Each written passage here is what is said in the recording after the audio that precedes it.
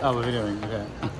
Hello. After an amazing 3 months in Malaysia, we're heading to Singapore for 2 days, and then going back to Malaysia by some kind of luxury bus. Look at this perfect angle with the water bottle. That's some high-tech equipment right there. So our plan in Singapore includes visiting the tourist attractions, but also enjoy some of the other things that this city has to offer, like vandalizing Singapore with our really bad artistic murals. You're doing exactly what I'm going to do, a ghost. No. And reliving the wild Singapore of the 1980s through a couple that is just trying to make it in a big city. Elton John's greatest hits. I think my dad owned this cassette. There also will be a price breakdown at the end, because upon research, all I kept seeing is that Singapore is very expensive. So let's find out if it's true, starting with day 1.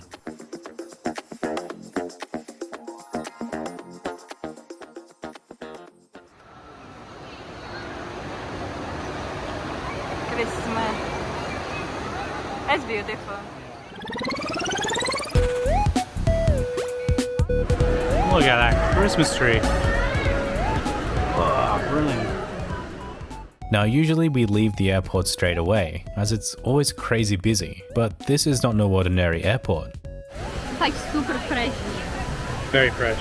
I agree. Freshness. Freshness all around. And as you can see, we were blown away. A massive waterfall vortex in the middle of the airport that starts from the roof and goes all the way down to the basement. Since this was Christmas time, there was a little bit more magic in the air with this giant tree. And also the Super Mario theme made it even more fun, with all the pop-up props and shops scattered around the airport. You used to do this, right? Yeah. Like when it's dirty, you go. Yeah, I know. So true. And then it magically works again. Honestly, you could probably make a whole episode on the many things you can do here, but we don't have that much time.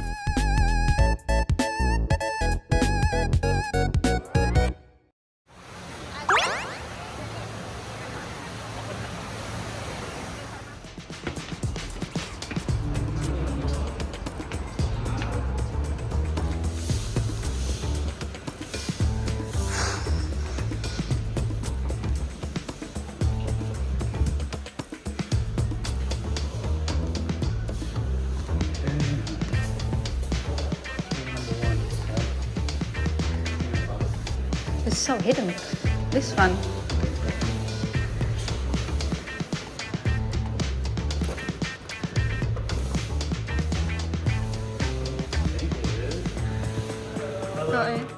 It's time to do something I never thought I would do in Singapore, spray painting. Upon research for fun things to do in this city, this one caught our attention. To create your own murals with some locals sounds pretty darn fun. You start off with picking your colors.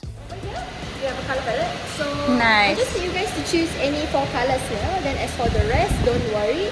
I'll just provide some of the loose strands that we have for you guys as well.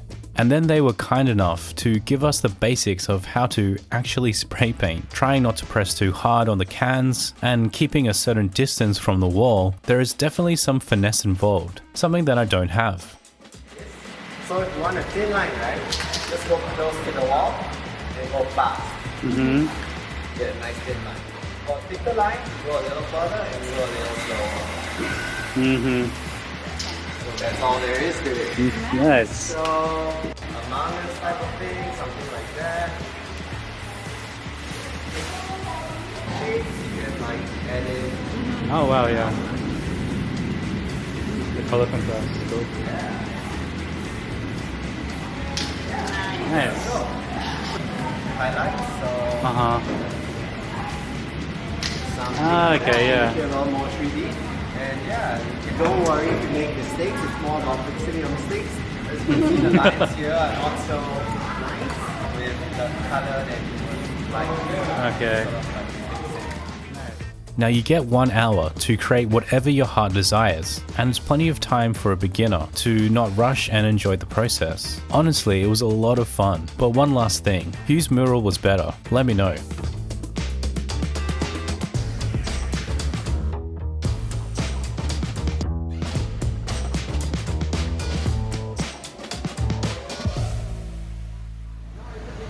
so hot. Hello. Any preference? You like fruity or strong coffee? Strong, please. Alright.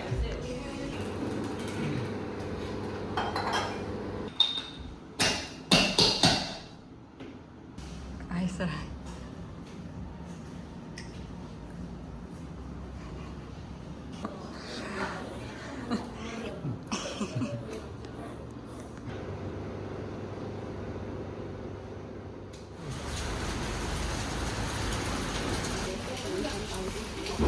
Yeah.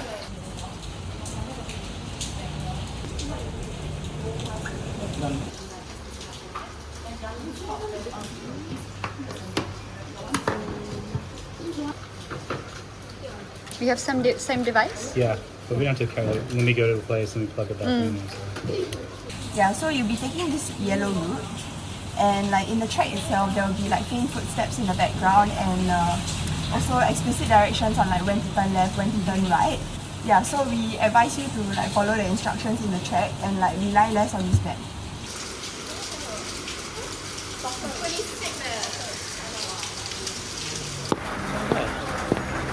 Are you sure left? I'm sweaty and New World's End is an immersive audio guide that transports you back in time when Singapore was just discovering its own identity. Set around the 1960s, the story is about a young couple trying to make their dreams come true. As you walk through the area of Jalan Besar, a place that's not really on the tourist map, you literally are walking to the sounds of their steps, as provided in the audio guide.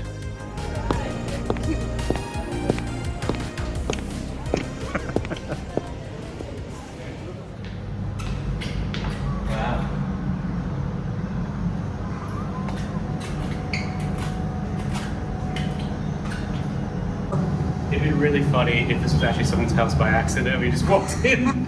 You never know here. I was a little bit apprehensive. The tale includes cabaret stories, gangsters, an old flat with many memories, struggles, regret, and a real event that shook Singapore to the core.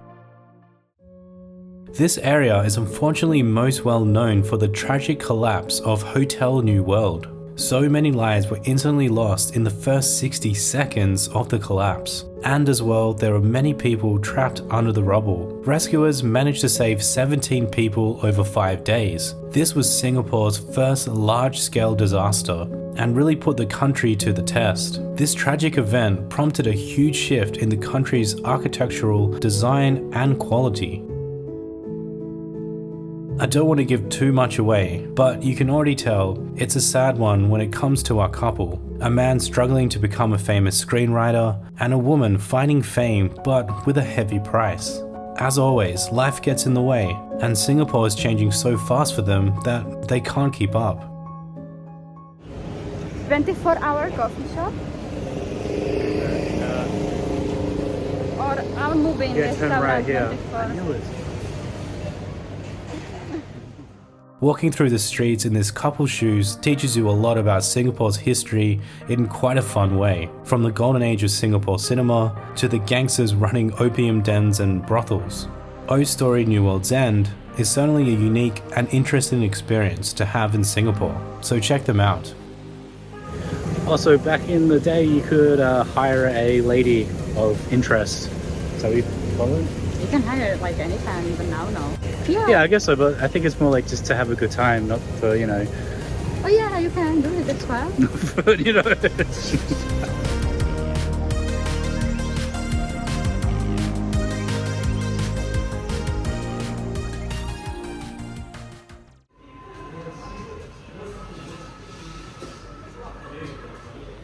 And we got photo.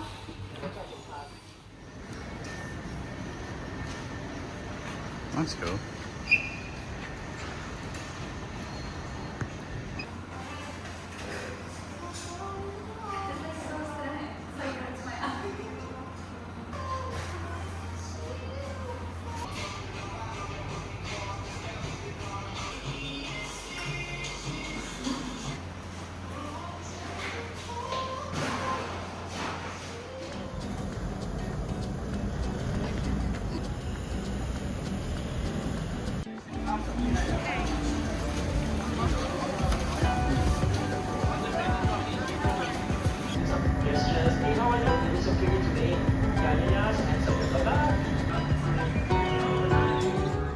There are many great areas to stay in Singapore, and one of them is Chinatown. Chinatown can definitely take up a day's worth of exploring, and you'll be doing lots of walking. There are night markets, cafes, temples, and street art dotted around the area.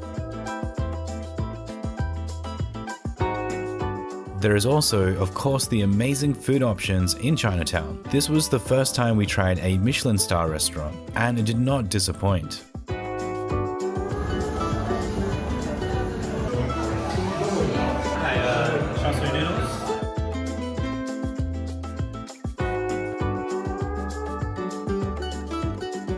One must-see attraction is this eye-catching temple, which is actually quite new. It was completed in 2005, and this massive structure has quickly become one of Chinatown's most well-known attractions, housing a fantastic museum as well as a variety of Buddhist rituals and festivals throughout the year.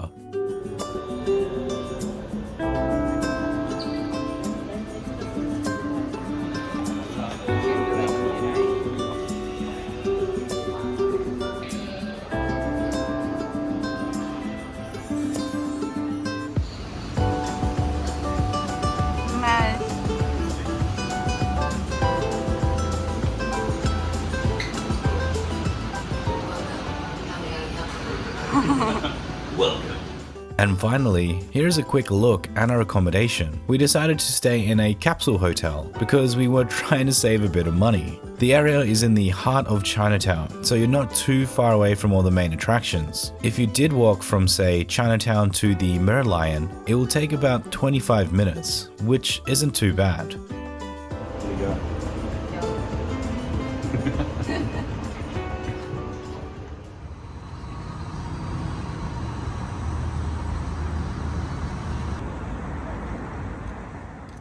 Okay, so now we're gonna walk to the Marina Gardens, right? Yeah, with the big trees. Is that it? Really? What? With the big trees. Is that where? Oh, yeah. So, yeah, that's where We we're going. did our research. We Oh. did. I had a bad sleep, so I'm just like, when she did tree things, I'm like, what are you talking about?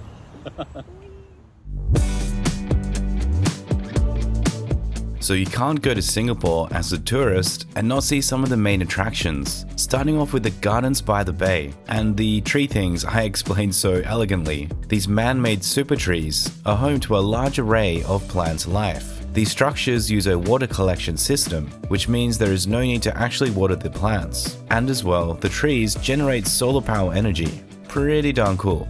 Rain or shine, we were determined to see them up close in all its glory. But it did start to rain like crazy, so we had to run for cover.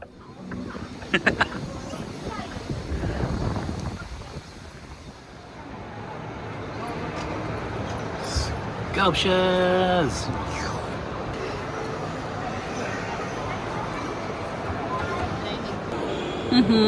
Okay, so 952 for one night here, which is around December, so probably more expensive. Oh, it's like 1,000 Aussie dollary dues for one night. Wow. It's ridiculous. Crazy. Yeah, I can't afford that. Okay, we go back to our pot.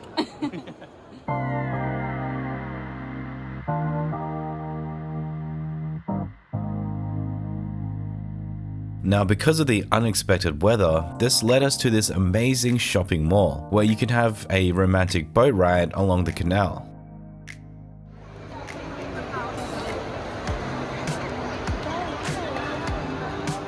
And also this huge digital light canvas where you can color or draw a picture of some kind of animal, and then it will come to life on this holographic floor for you to step on it. There is a lot of cool stuff going on here.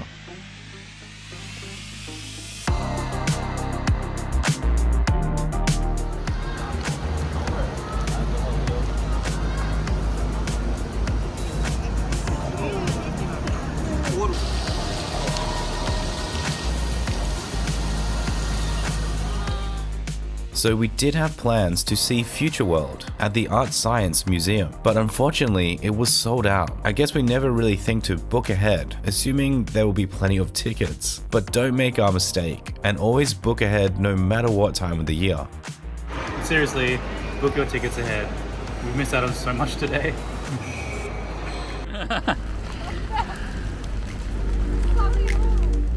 To end our day, we walked along the Helix Bridge to see the Mirror Lion on the other side, Singapore's official mascot. Most of the attractions are very walkable provided you have the right clothing for the unpredictable weather. What's interesting is that this bridge architectural design is inspired by the human DNA, which is also very cool.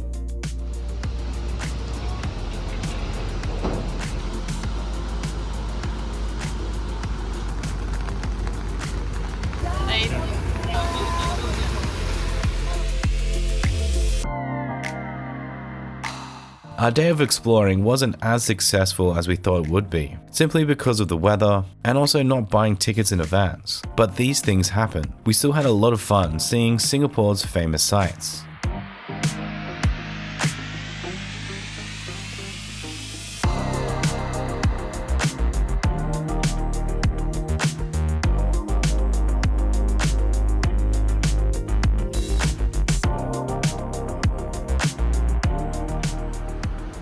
Nice. Yeah, I have like high expectations for this bus.